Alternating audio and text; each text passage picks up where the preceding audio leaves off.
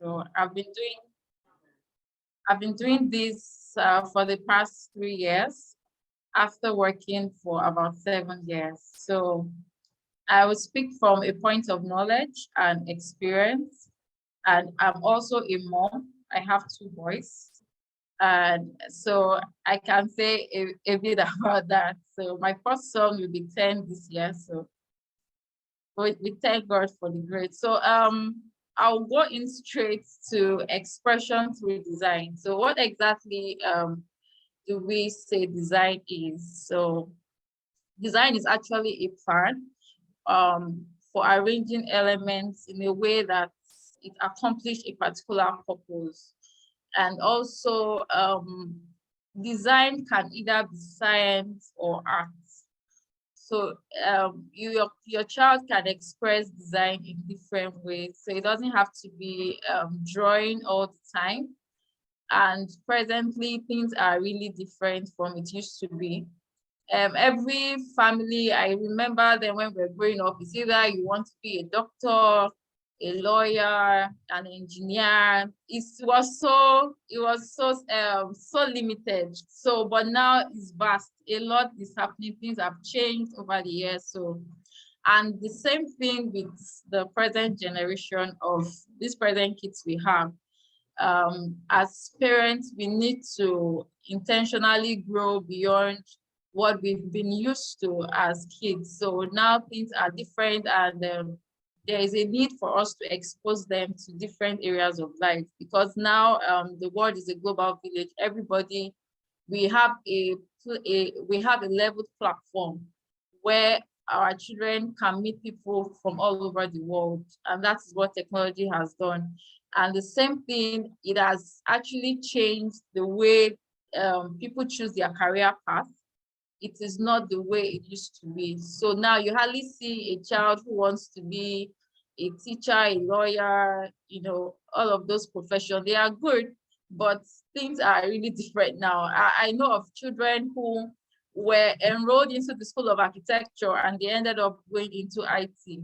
So, but because of the advent of these things, a lot of parents had to you just have to accept these things into your mind and know that when this life have changed and I have to grow with it. So design is a creation of an experience. It's also a process and it's also a result. So design spans through these 3 stages. You can start by creating something, and in the process of getting that thing actualized, you're also still designing. And when the result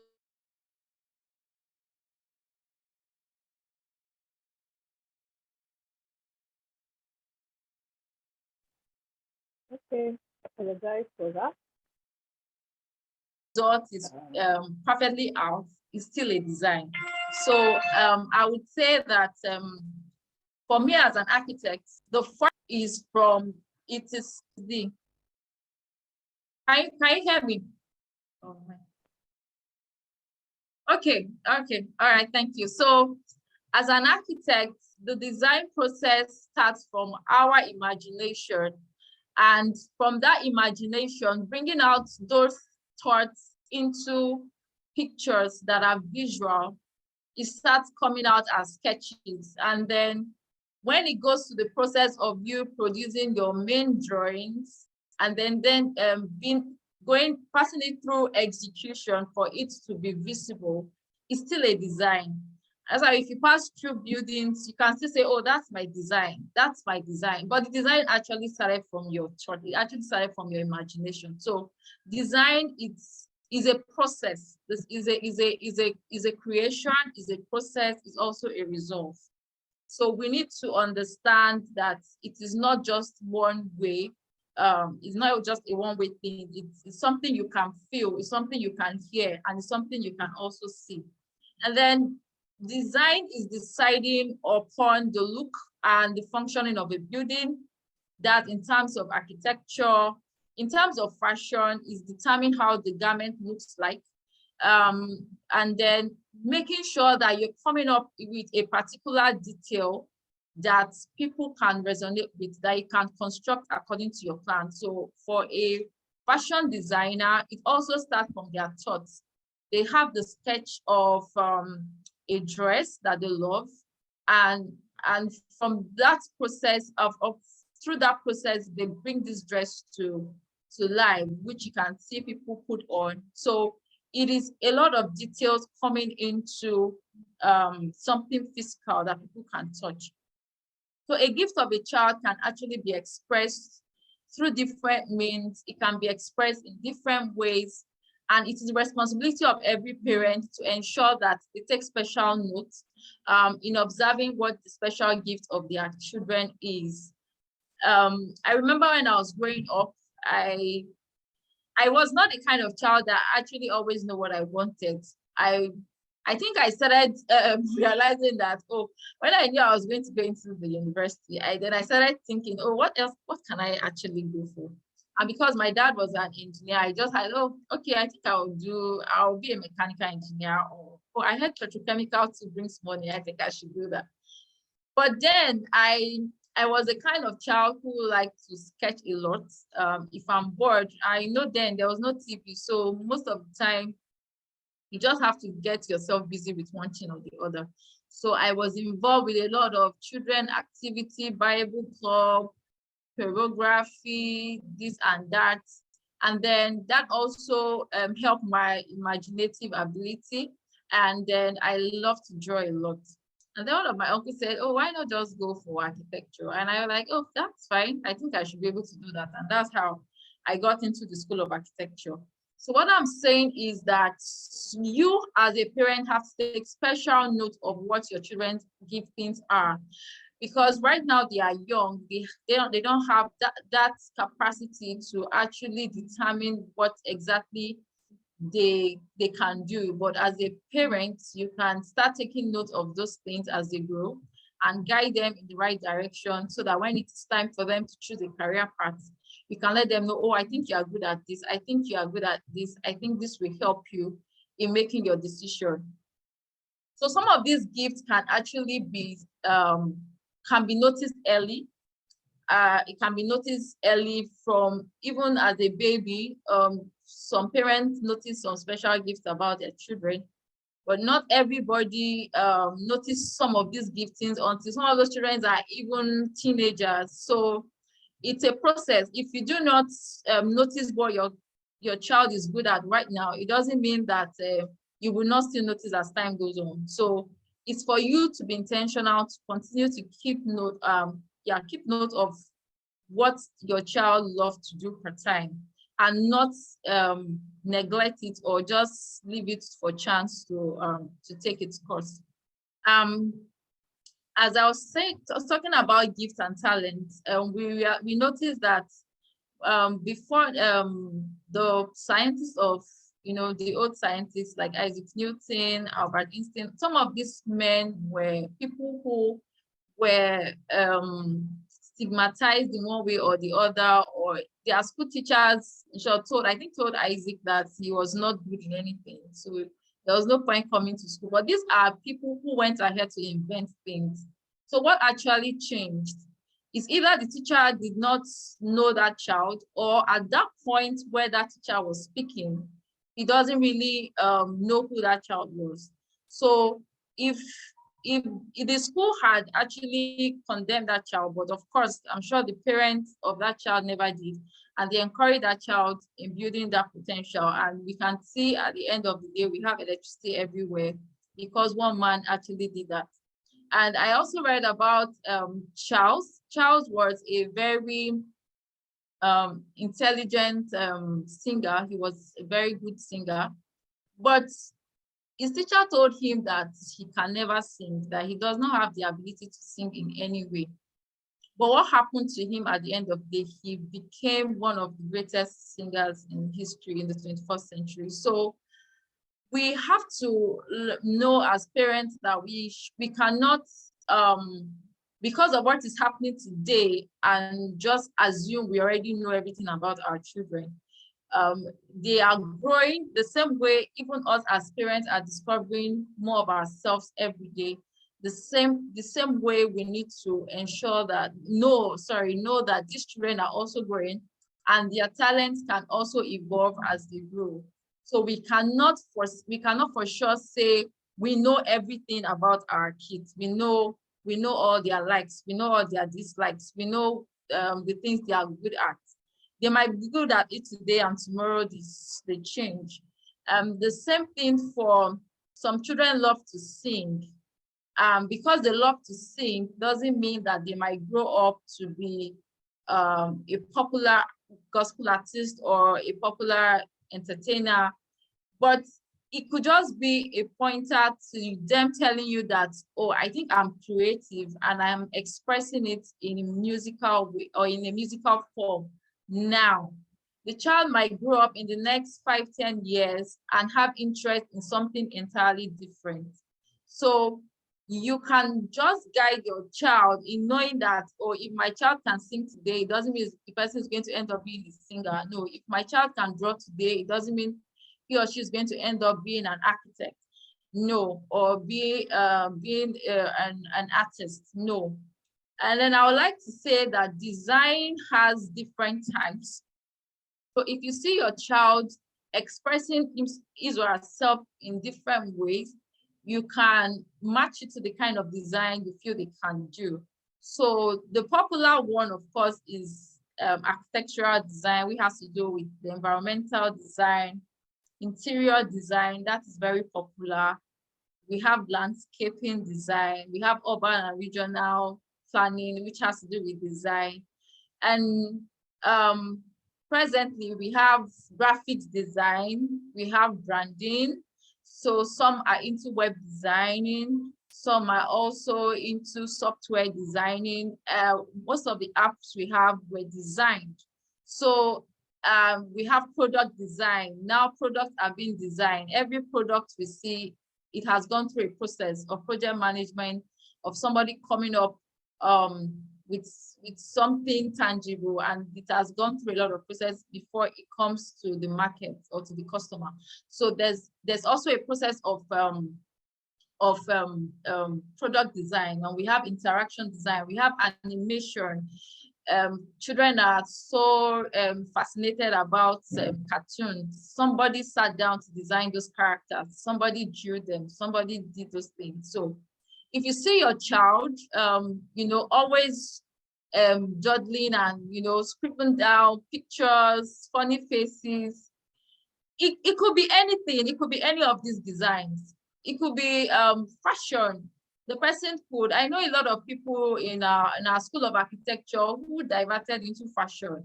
So they are architects, but they have the ability to also design clothes. So some design textiles. So design career paths now are really wide.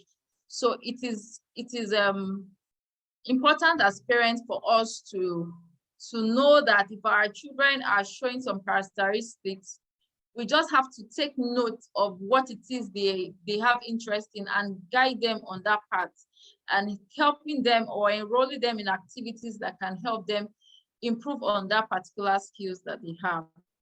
I would say, sorry, my lights.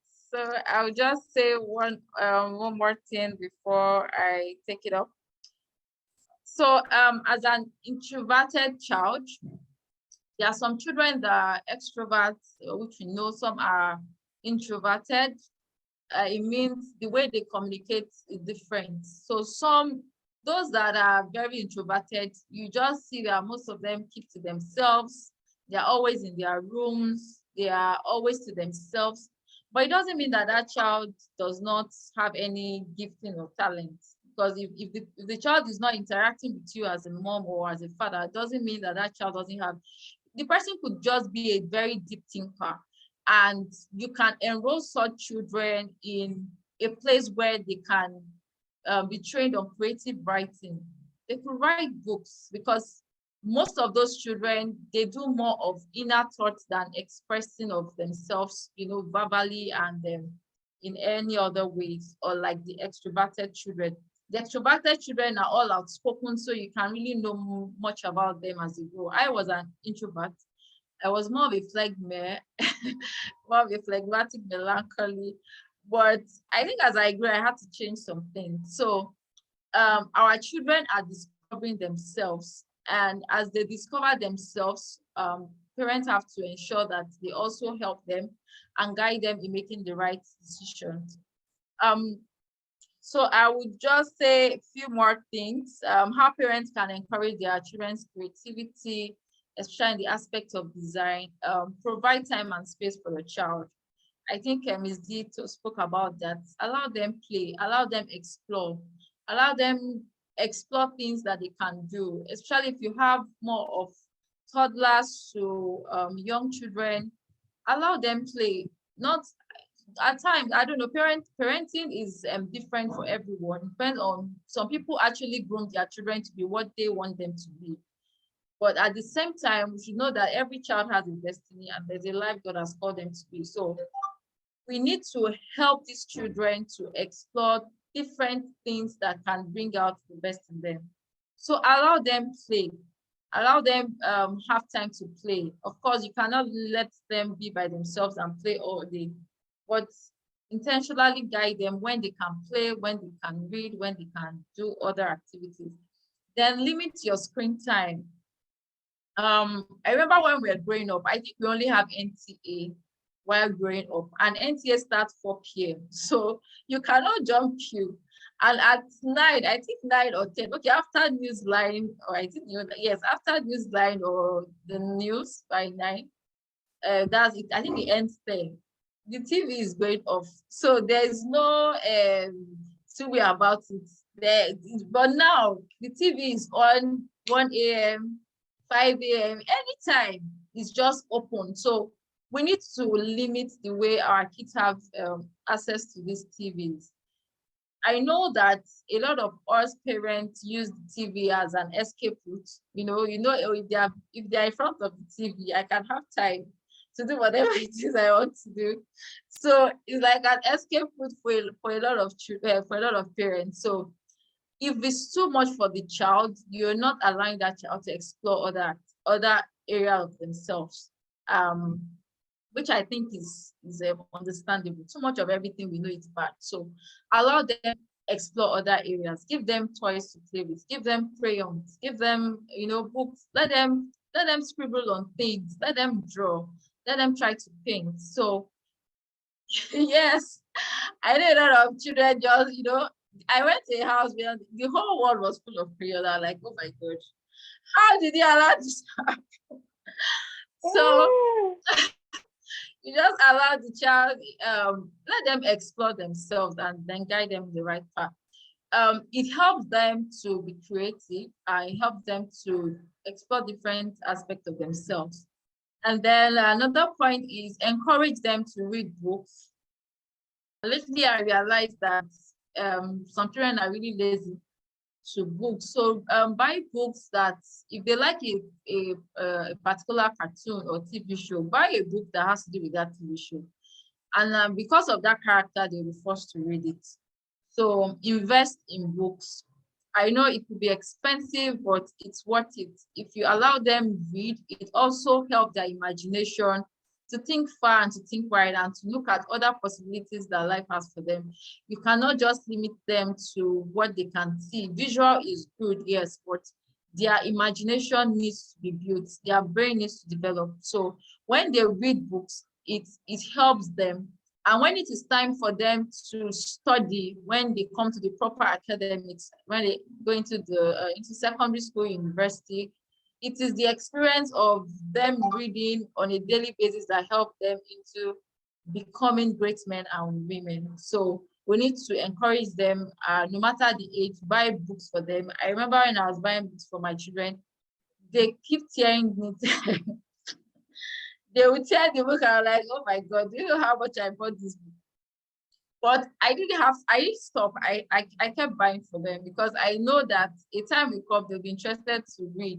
As at that time, they couldn't read on their own. So they were only concerned about the pictures. Once they flip and see pictures, that also always fascinates them. So they were always concerned about the pictures, but when they were ready to, when they could read on their own, it helped them to, find it very interesting. And another point is enroll them for activities, especially during holidays, weekends. enroll them to activities that can also help their creative mind. They are developing humans, and then they need a lot of activities aside the regular schoolwork of just learning mathematics, English, those regular subjects. So we need to enroll them into activities that can help their imaginative cognizance. You can enroll them for coding classes, you can enroll them for robotics, you can enroll them for sports, you can enroll them for different, there are a lot of them that you can see around. There are a lot of them. I can enroll them to Mrs. D's craft class. So because Miss I know Miss D is always having regular clubs are outing for craft making. So you can also enroll them in some of her classes, and then give them opportunity to express themselves. Once in a while, just let them express, and then see what you can get out of those expressions. My 9-year-old loves clay a lot. He loves dough. I don't know. I sincerely, I don't know why he loves dough, but he loves molding. He just loves molding. He will say this is dinosaur. He can mold all manner of animals, and I'll just be looking at it. Oh, nice, this is good. But sincerely, right now, I cannot say, oh, this is the path he's treading up, but I can only encourage him and tell him, oh, this is really good. Keep at it. And then I encourage him, I buy more of those dough for him to make a lot of a lot of those things that he's making. So allow them express themselves in any way you feel they can. If they are musically inclined, enroll them for musical classes, enroll them for things that can improve their imagination. So I'll just share a few websites that you can engage them on, especially when they are on holidays or during when they're out of school. So there's a DIY.org, there's Adobe Spark, there is House Stops Work. You can enroll them in those things. Then there's Scratch. Scratch is for coding, actually. You can, sometimes I leave my system for them to just use some of this software, painting, just to help them see, okay, this is possible. And then sometimes when I'm drawing, they always come around to say, oh, mommy, oh, is this the room? Or is this the, I say, yes, this is that, just to show them and make them know a lot of things are possible. So that's it for now. I hope I've been able to say a few things for you to learn from. Thank you so much, Mrs. D, for this opportunity. Thank you. Thank you, KEHINDE. Thank you so much. You're talking about your son, your son that likes to mold. It's very interesting because you'll be surprised that he may actually just like molding. He may not like to draw. He may not enjoy actual art. No, not actual art. He may not enjoy sketching. He might just enjoy molding. Yes. So it's good that you're watching him, you're checking on him, you're conscious of it. And that's the most important thing. You're conscious of it, and a lot of the, would I say, that if you saw my notes or I saw your notes, because some of the things that I said, you also mentioned them, and that's very good. That's very good because we have to be careful. We have to be conscious. You have to be conscious. You cannot not be conscious. That's what you said about Albert Einstein. I remember that I read the story that Einstein was, if Albert Einstein was in the Nigerian school, what they would have called him was a lodo. Oh yes. Yes. I mean, that's the best way to describe it, but somehow his mom, the story I read was that his mom, she took things differently. She chose to see something else. And Albert Einstein, because of Albert Einstein's mom, Albert Einstein is Albert Einstein that we know today. We have a lot of the developments in the world were his brainchild. The things that, because he discovered this, they were able to use that to build so many things, But imagine if he had said to my teacher said I'm an olodo. you know. So yeah, so I also love where you talked about the child who may want to change course or career, or you understand. Don't use I actually wrote that down. Don't use your child today to judge their tomorrow, because their tomorrow is completely different. You do not know how it's going to be, but you just take a good risk and invest in the one that they are currently interested in. Yeah. So thank you so much, Kendi. I really appreciate your time. By the way, we're having a mom's panel on Saturday, and Kendi is a mom like myself. So we're going to be talking, just discussing creativity and our kids in general. So we'd love to see you on Saturday. So if you have any questions or comments, please type, put them in the chat room. We will get to them. Okay. So I have a question. My son, this is probably from YouTube, Kendi, but I can see it in the chat. Okay. My son loves to construct buildings and bridges, etc. As an architect, now I assume constructing buildings and bridges is paper build a bridge. So as an architect, how do you think I can foster that? I buy him Lego building blocks, but what else can I do? And then are there any websites you can recommend for me? Okay. It's amazing to see some of these children just create things at such a very young age. So I would advise Ms. Shell. I don't know who's sending the question. Whoever is sending the question. No, Shell is working with me. He just typed the question, so he must have gotten it from this table. Okay, great. So I would advise that I think you're already on the right path.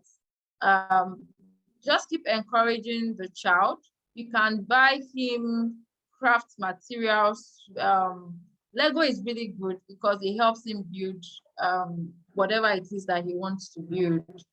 So keep encouraging him, and then see how it goes with that skill, and see if you can enroll him into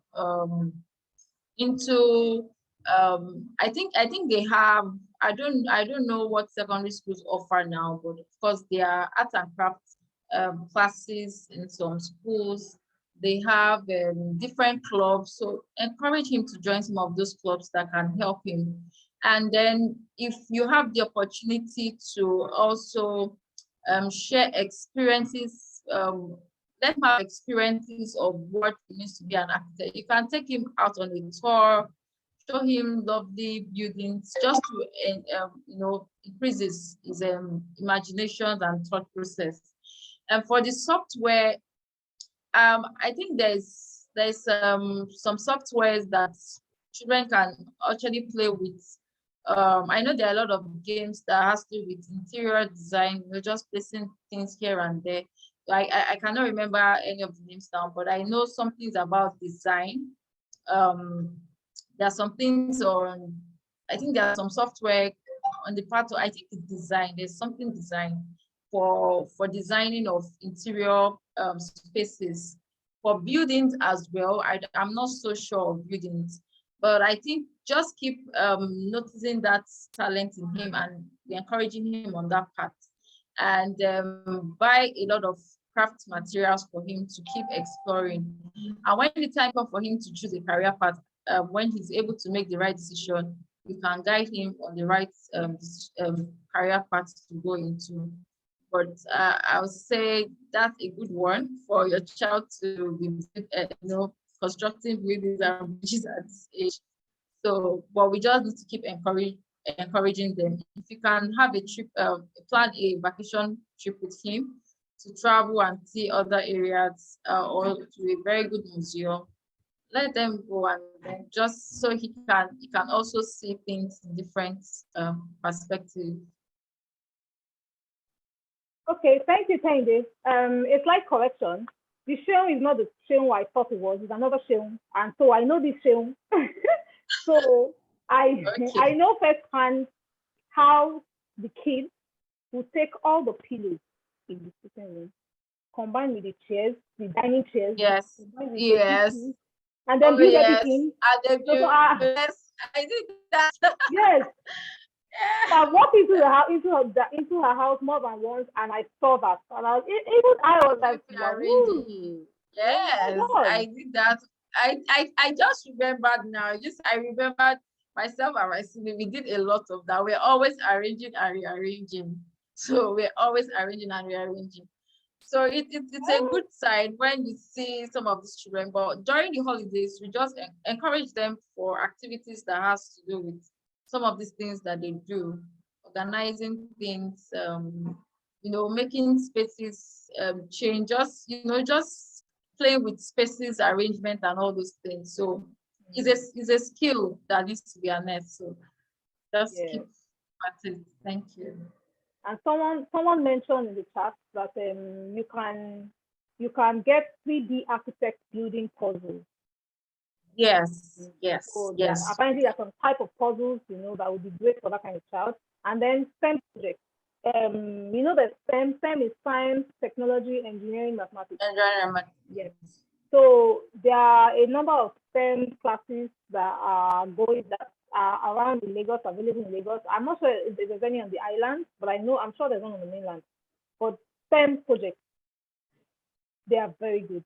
They can help the child not just imagine, they can help the child actually build, and put in.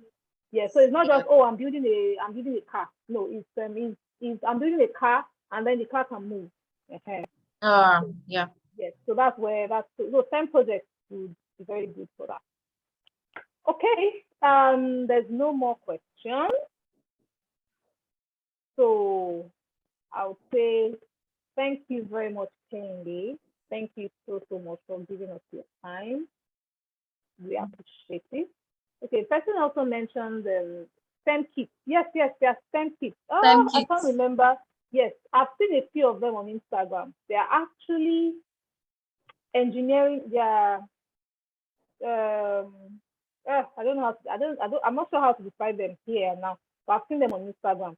The person mentioned them next, KNEX. Okay, apparently there are a number of products. Yes. So those kind of products are they're open-ended toys, like Lego. Lego is an open-ended toy. That's why it's good for kids like that. So open-ended toys, STEM toys like Next and End, you could use them to build up. The child can actually, they'll stop using your dining table chair and your couch and your parlor chair. They would actually use those things to build, and it's very beautiful when children imagine these things and then these things come to life. It's very beautiful. So I think I've listed a few products that you can use. Okay, so on that note, KEHINDE, thank you so much for joining us. I deeply appreciate you. So we'll be seeing you on Saturday night in our mom's channel. All right, thank you so much. So you can mute or. All right.